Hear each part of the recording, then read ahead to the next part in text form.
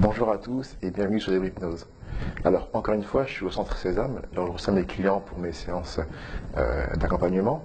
Là, je suis en train d'attendre une personne que je dois recevoir pour un arrêt du tabac. Et je me suis dit que j'allais profiter de ce temps-là pour vous faire une vidéo sur le thème du moment présent. Bien souvent, je rencontre des gens qui se plaignent de ce qui leur est arrivé. C'est un peu le cadre de ma pratique. Et ou parfois, ça arrive aussi que les gens ne se plaignent pas de ce qui leur est arrivé, mais qui vont anticiper avec une certaine anxiété ce qui va se passer. À ces gens-là, je leur réponds en général, soyez dans le moment présent. Pourquoi? Parce que quand on n'est pas dans l'instant présent, soit on est dans le passé, soit on est trop dans le futur. Et qu'est-ce qui se passe?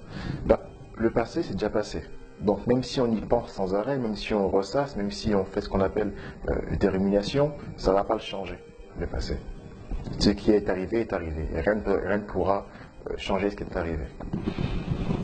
Inversement, quand on est trop en train de penser au futur, le futur n'est pas encore arrivé.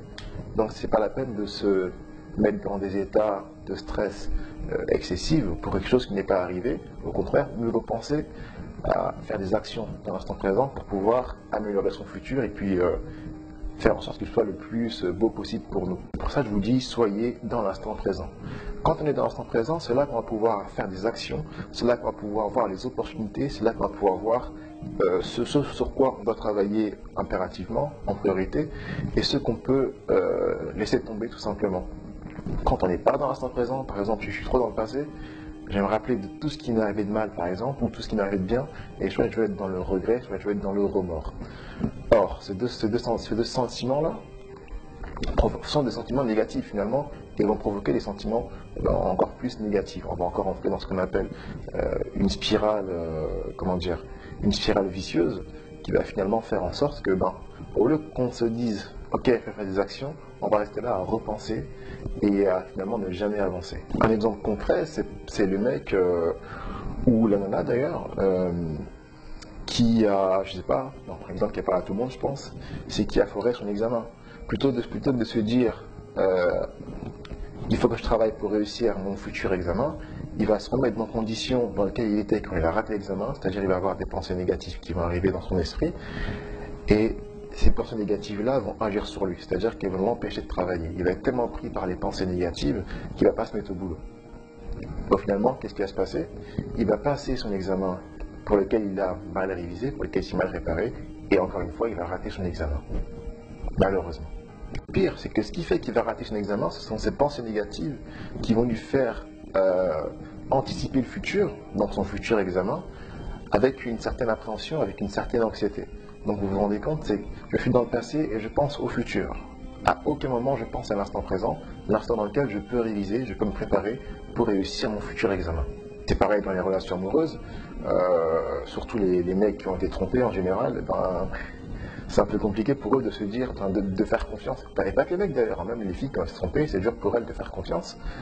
Elles vont penser, tiens, il y a l'autre fois, il y a l'autre personne qui m'a trompé, donc je vais faire attention avec celui-là avec lequel je suis pour pas me retrouver dans la même situation dans laquelle j'étais dans le futur.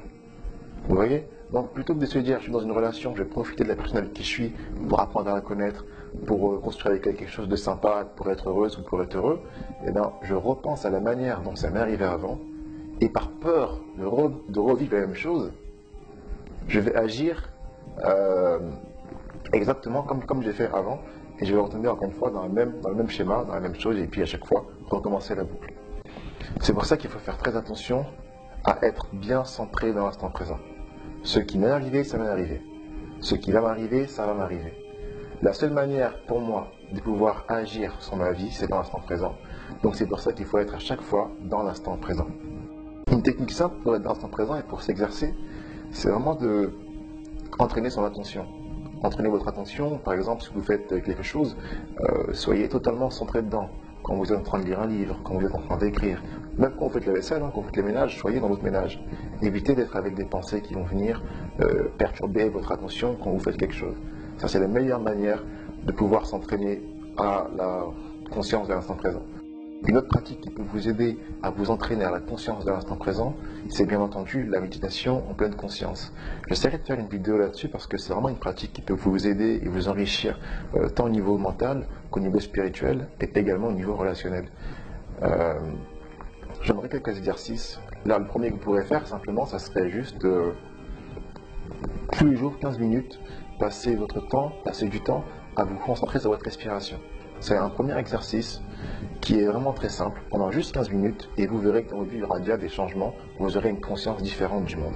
Voilà, donc si cette vidéo vous a plu, n'hésitez pas à la partager, à laisser un commentaire, et puis même à faire un petit like, pourquoi pas, soyons fous. Quant à moi, je vais aller récupérer ma cliente qui est sûrement en train de m'attendre dans la salle d'attente. Ceux qui veulent travailler avec moi sur une problématique, que ce soit le tabac, que ce soit la confiance en soi, que ce soit le lâcher prise, n'hésitez surtout pas à me contacter. Voilà, je vous remercie d'avoir regardé la vidéo et je vous dis à très bientôt pour une prochaine vidéo.